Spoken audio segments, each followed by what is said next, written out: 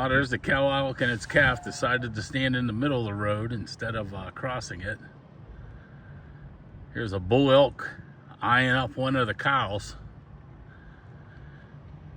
Well, they figure they might just, well, it's like a statue. Better hurry up because a lot of cars are going to be coming.